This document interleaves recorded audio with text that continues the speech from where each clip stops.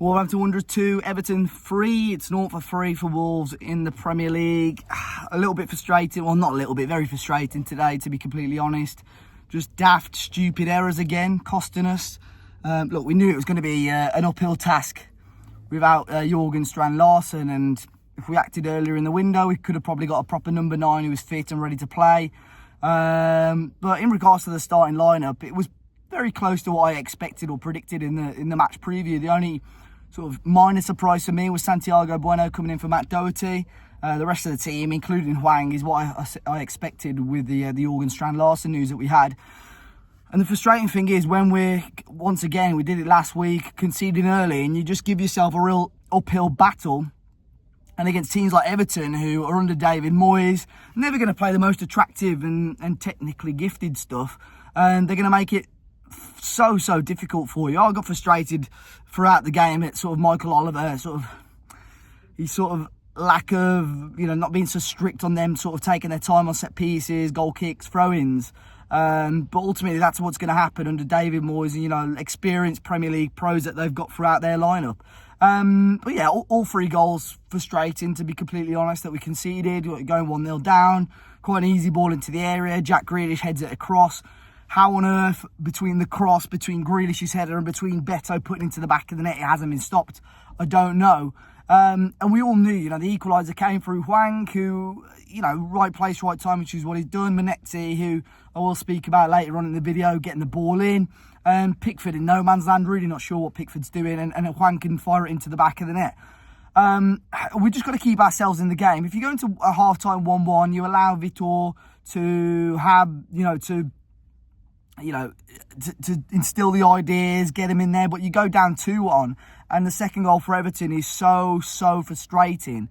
We pick the ball up in our own right corner. Jackson Chichua's got it. Could Jackson have got rid of it? Maybe, but he lays it off at Andre, who was asking for the ball. Just takes far too long, loses a 50-50 with Michael Keane, and again, it just finds its way into the back of it with just such scrappy football where 2 or 3 instances Wolves could have stopped it again. But ultimately, from the root of it, Andre, under pressure, just get rid. And that was frustrating. Just little things like that. And you go into half-time, like I've just said, behind. It completely changes the team talk, completely changes the momentum of the game. And we gave ourselves a job to do. And unfortunately, when you go 3-1 down in the second half, a lovely finish, to be fair, by Dewsbury Hall.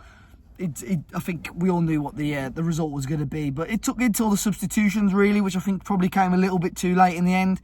A little bit more pace, power, bite. Rodrigo Gomez coming on, Fair Lopez, who did quite well in the end. The one that I was disappointed with, really, was how we're deploying Jean Arias. Look, I don't think he's covered himself in glory so far, but during his time in South America, played off the right-hand side. If you watch the initial transfer video that I did about Jean Arias, Nathan, who watches so much South American football, says, I asked him, where's he best playing? He's always off the right. He's been playing off the left for us. As soon as Fair Lopez comes on in his place, Marshall Manetzi switches to the left and Fair Lopez plays off the right. Why were we not playing that originally to allow Jean Arias to play off the right-hand side and play where he has played and where he's played his best football in South America and the Club World Championship? I don't know. Bright spot for me, Fair Lopez came on and just looked like a player that oozes quality, oozes class. For a player that's not had much first-team action throughout his young career, he looked like a very talented young player. And in the end, obviously, we get our second goal to get ourselves back in the game. Rodrigo Gomez with 15 minutes plus stoppages to go. And I think all of a sudden, yes, we've got an opportunity here. But there was just no real urgency from Wolves. It's really frustrated me. Obviously, we had the big boys on. Sasha came on and, put himself about and made things a little bit difficult at times for Everton. But even when we were in throw-ins in our defensive third, why are players not rushing to come and collect the ball and start off another attack? I don't know. There was just a real lack of urgency there. But I know a lot of people will comment on this video. The main question mark is, once again, how has Marshall Manetzi played a full 90 minutes of football there? He brings the physicality game, no problem at all. But even today, I felt in the 50-50s, I think it was for the first goal, he just allowed the ball to drift over his head to find Grealish. Just technically giving us not a lot. Look, I can sort of tick a box for him that he got the assist. But other than that, in transition, in counter-attack, for me, really struggled to make an impact. And if Wolves want to start winning football matches this season, Look, we've got 35 games to go. Like I said last week, I got pelters for it. I'll hold my hands up. Maybe I was a little bit too happy, clappy and positive last week. But if Wolves want to stay in the Premier League, they need a lot more going forward. And respectfully, Marshall Monetzi is not the answer for Wolves going forward. Yes, to see out games, if you want a bit of a lump up there for a sort of a plan B. But against teams like Everton, who respectfully we should be going up against and matching up against, it was poor. Look, next Premier League game, you hope that our team's going to be ready. We didn't get a chance to see Kelechi today.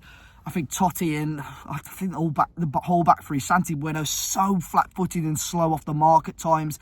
Agbadu, we could repeat what we've said for the last couple of weeks, just to sort of nowhere near the quality that we saw from him second half of last season. And again, Totti, just panic. It was like he was playing hot potato every time he got the ball. Really struggled to play quality football throughout today.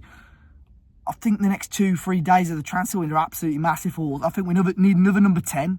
Someone that can get the ball with quality and drive forward. The striker looks like he's coming in. And another midfielder, for sure. Today's one to forget. Frustrating. Rodrigo Gomez had a chance right at the death as well. I think he fires that in the back. And it would be a completely different video. But Wolves 2, Everton 3. Let me know your thoughts. Frustrating evening or afternoon, I should say, at Molineux. And yeah, on to the next one. Enjoy this international break. Hopefully have a positive deadline day actually to enjoy the next couple of weeks with.